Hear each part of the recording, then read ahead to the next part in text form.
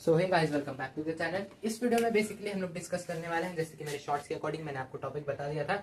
इस वीडियो में हम लोग डिस्कस करने वाले हैं कुछ इंपॉर्टेंट टॉपिक्स। तो अगर आप क्लास 10th में हो, 90% से ज़्यादा अभी आप क्लास 10th में गए हो, अगर आप 90% से ज़्यादा एम कर रहे हो, तो ये एक चीज़ आप देख सकते हो। ये एक जो आपका सीरीज़ है, वन शॉट सीरीज, ये जो हमारी आज की है, इसकी हेल्प से आप अपने क्लास 10 के जो बेसिक्स हैं, जो आपके वीक हैं, आप उनको स्ट्रॉन्ग कर सकते हो। आज मैं सिर्फ टॉपिक नहीं बताऊंगा, बल्कि हर कॉन्सेप्ट इजीली क्लियर करूंगा, जिससे कि आपके फंडामेंटल्स जो भी होंगे जूनियर क्लास के, वो सब स्ट्रॉन्ग हो जाएंगे। तो सबसे पहले फिजिक्स के फंडामेंटल से स्टार्ट करते हैं। हमारा जो सेक्शन है फिजिक्स, फिजिक्स में क्या क्या इंपॉर्टेंट चीजें होती हैं, उसी से आज हम लोग शुरू करने वाले हैं। तो सबसे पहला जो इंपॉर्टेंट है वो है मोशन। तो आपने मोशन पढ़ा होगा। तो मोशन क्या होता है? मोशन जब भी कोई पार्टिकल एक जगह से दूसरी जगह ट्रेवल करता है, एक पॉइंट से दूसरे पॉइंट तक ट्रेवल करता है, अपनी पोजीशन चेंज करता है बेसिकली, तो उसी को हम लोग मोशन कहते हैं। इसको हम लोग क्या कह सकते हैं? Object changes position. जब कोई ऑब्जेक्ट पोजीशन चेंज करता है तो इसी को हम लोग क्या कहते हैं? मोशन कहते हैं। ठीक है। अब जैसे कंसेप्ट क्या हो जाता है, मोशन में भी डिस्टेंस आता है, आपका डिस्प्लेसमेंट आता है। तो डिस्टेंस क्या होता है? मान लो एक ऑब्जेक्ट है ए, तो ए क्या करता है? पॉइंट बी से पॉइंट सी तक ऐसे चलता है। ठीक है, ऐसे चलता है। तो मान लो उसने टोटल कवर किया डिस्टेंस 9 किलोमीटर। ठीक है, 9 किलोमीटर। ठीक है, ऐसे घूमते घूमते हो गया 9 किलोमीटर। तो ये जो 9 किलोमीटर है, ये टोटल है हमारा, ये क्या है? डिस्टेंस। ये डिस्टेंस है। और अगर हम इसको शॉर्टेस्ट डिस्टेंस देखें, ए टू बी टू सी का शॉर्टेस्ट डिस्टेंस, इसी को हम लोग क्या कहते हैं? डिस्प्लेसमेंट कहते हैं।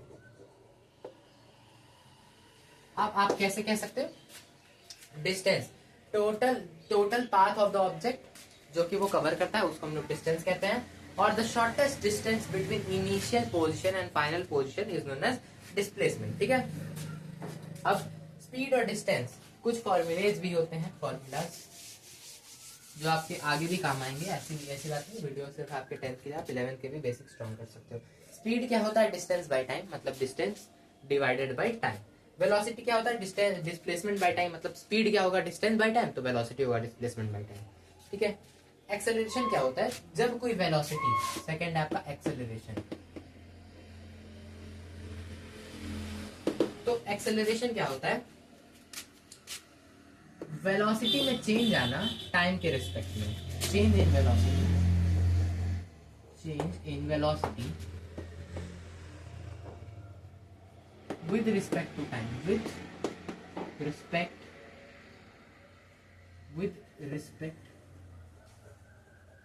to time, टाइम के हिसाब से वेलोसिटी में चेंज आना, इसी को हम लोग कहते हैं एक्सेलरेशन। ठीक है।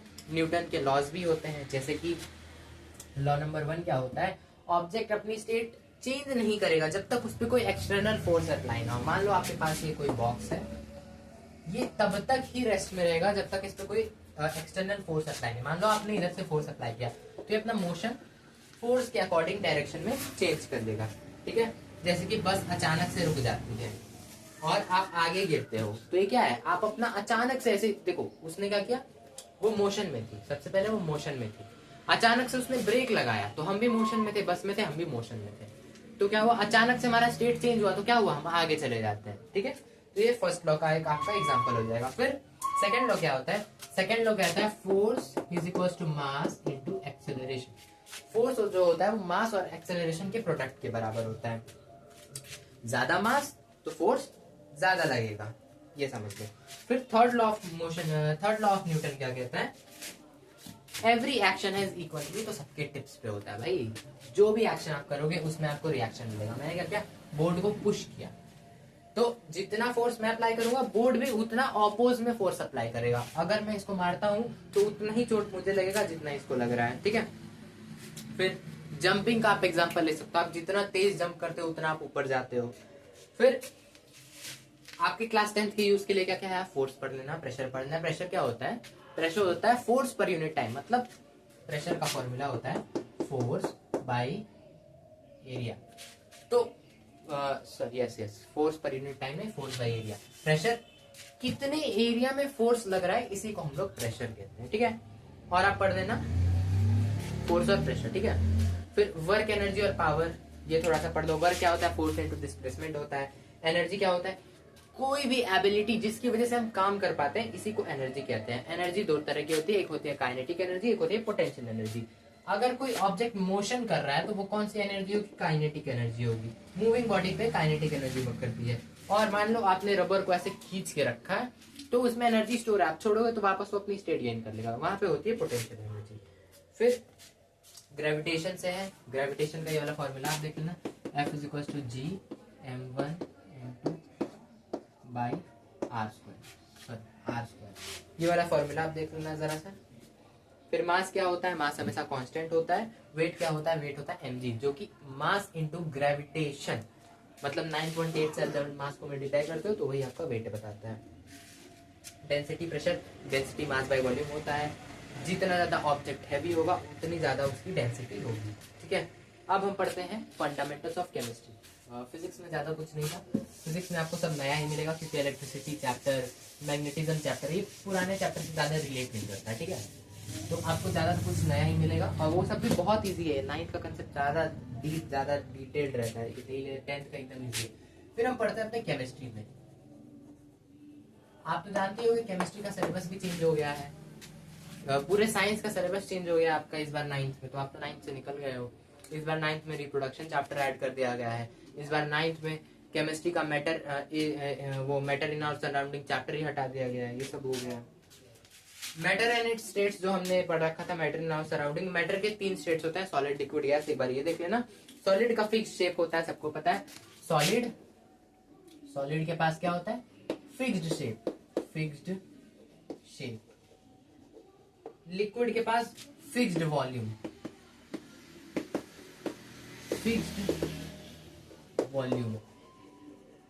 और गैस के पास कुछ नहीं होगा, ठीक है ना, फिक्स्ड शेप ना फिक्स्ड वॉल्यूम।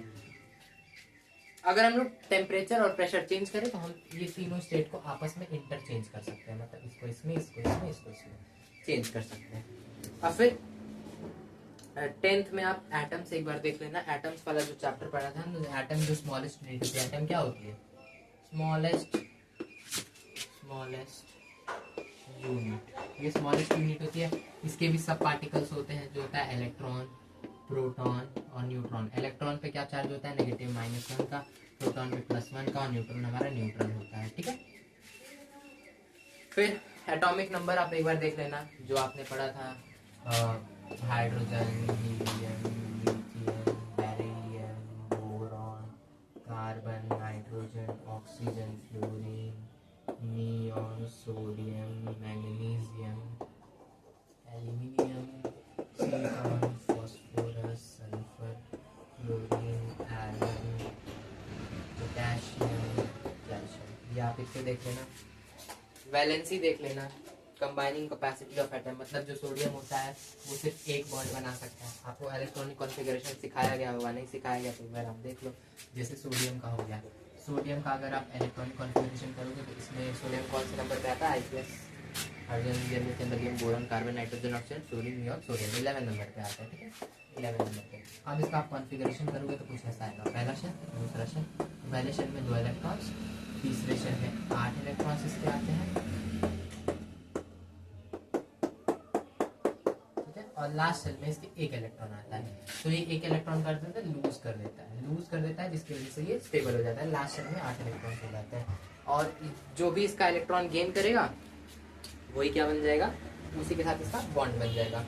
आप ये फॉर्मूला लिखना देख लेना, जैसे कि Na और Cl, इलेक्ट्रॉन डॉट स्ट्रक्चर मिलके NaCl बनाते हैं। ये देख लेना थोड़ा सा कैसे बॉन्डिंग होती है। सोडियम के पास एक लास्ट इलेक्ट्रॉन होता है जिसको वो डोनेट करता है, क्लोरीन के पास 7 इलेक्ट्रॉन्स होते हैं, उसको एक एक्सेप्ट करना होता है। क्यों एक्सेप्ट करना होता है, क्योंकि वो 7 डोनेट करने में ज़्यादा एनर्जी नहीं वेस्ट करना चाहता, इसलिए तो वो एक्सेप्ट करके 8 बना लेता है।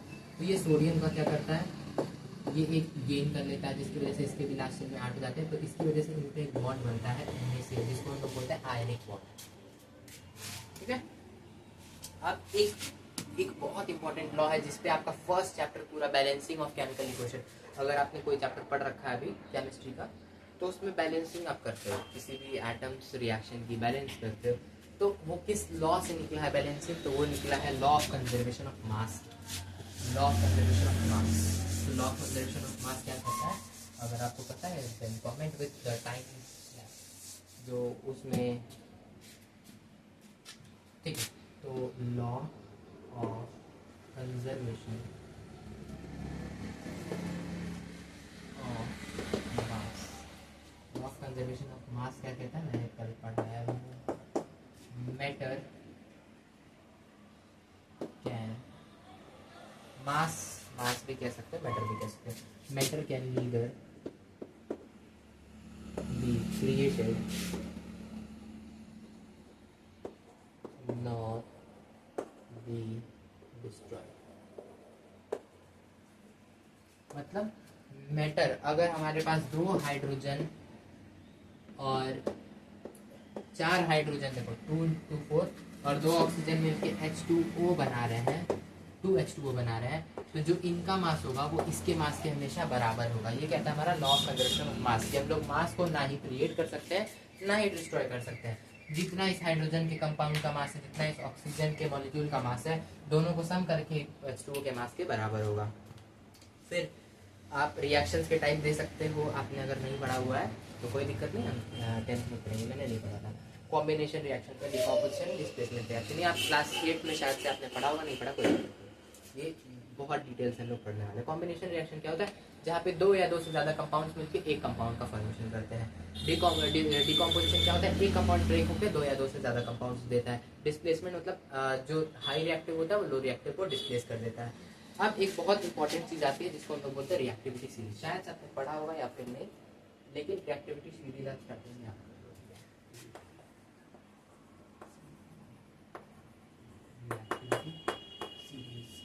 रिएक्टिविटी सीरीज आप कैसे याद करोगे, सबसे पहले होता है केदार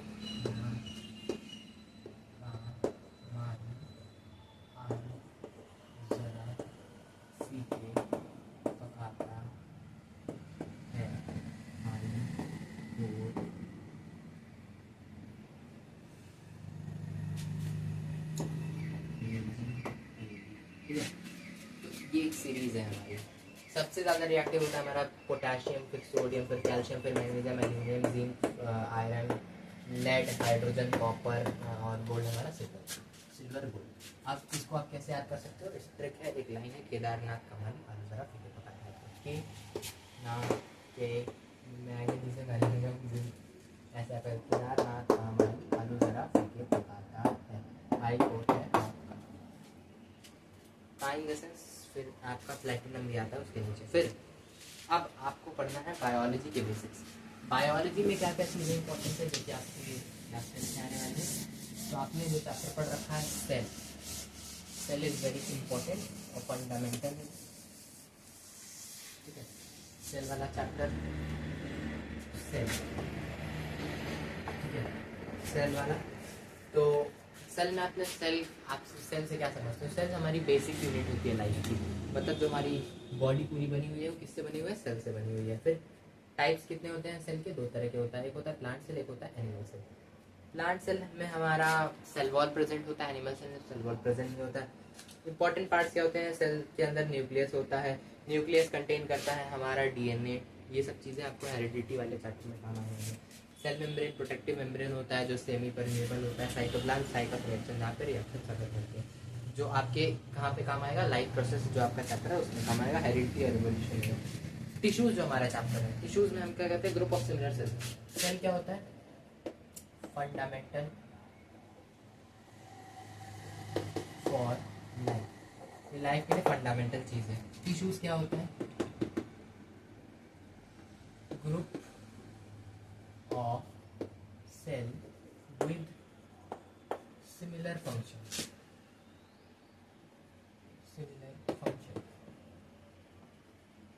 मतलब ये मान लो ग्रुप ऑफ सेल्स है, ये कई सारे सेल्स हैं, कई सारे सेल्स हैं, कई सारे सेल्स हैं, कई सारे सेल्स हैं, ये सब क्या काम कर रहे हैं, एब्जॉर्प्शन का काम कर रहे हैं या फिर डाइजेशन का काम कर रहा है। तो ये बहुत सारे सेल्स मिलकर एक जो फंक्शन करते हैं इसी को हम लोग टिश्यूज कहते हैं। और टिश्यूज कितने तरह के होते हैं, प्लांट टिश्यू होता है, एनिमल टिश्यू होता है, जो कि आपके काम आने वाला है स्ट्रक्चरली फंक्शन अंडरस्टैंड करने में काम आएगा। फिर न्यूट्रिशन कितने तरह का होता है, ऑटोट्रॉपिक, हेटरोट्रॉपिक। या आप पढ़ने वाले हो। फिर फोटोसिंथेसिस क्या होता है? फोटोसिंथेसिस एक ऐसा प्रोसेस होता है जिसमें कि हम लोग लाइट के प्रेजेंस में फूड प्रिपेयर करते हैं। इसका पूरा मैकेनिज्म पढ़ने वाले आपके क्लास 10 के न्यूट्रिशन वाले सेक्शन में, लाइफ प्रोसेस के न्यूट्रिशन वाले टाइप में, ठीक है। तो यही थी हमारी आज की वीडियो। अगर आपको ये सारे बेसिक्स स्ट्रॉन्ग, अगर आपने ये सारे बेसिक्स स्ट्रॉन्ग कर लिए तो क्लास 10 तो जाहिर सी बात है कि बहुत अच्छा लगेगा। और अभी जाके चेक करो कौन सा कंसेप्ट वीक है और उसको अभी जाके रिवाइज कर लो फिर, because toppers of class 10 always revise their concepts, ठीक है। आप टॉपर हो, आपको कंसेप्ट हमेशा रिवाइज करने ही चाहिए। अब देखो क्या करना है आपको, आपको ये सारे के सारे इंपॉर्टेंट टॉपिक्स आपको रिवाइज कर लेने हैं, ठीक है। फंडामेंटल्स आपके स्ट्रॉन्ग रहेंगे तो आपको क्लास 10 का जो बोर्ड एग्जाम है वो काफ़ी ईजी होगा, बिकॉज टॉपर्स ऑफ क्लास 10 पढ़ते नहीं, वो बेसिक्स को ही स्ट्रॉन्ग करते हैं, बेसिक्स को स्ट्रॉन्ग करके वो अपना कंटिन्यू जो स्टडी चल रही है उसको भी। अब आज की जो बोनस टिप है वो क्या है, अगर आप चाहते हो कि टॉपिक इस सेपरेट वीडियो हो तो कमेंट करके बताना कौन सा टॉपिक आपको थोड़ा हार्ड लगता है, उस हिसाब से मैं वो उस टॉपिक पे वीडियो बना दूँगा। I hope it was beneficial for you. Have a nice day, thank you, bye bye. एक पेज पे सारे नोट्स बना लेना।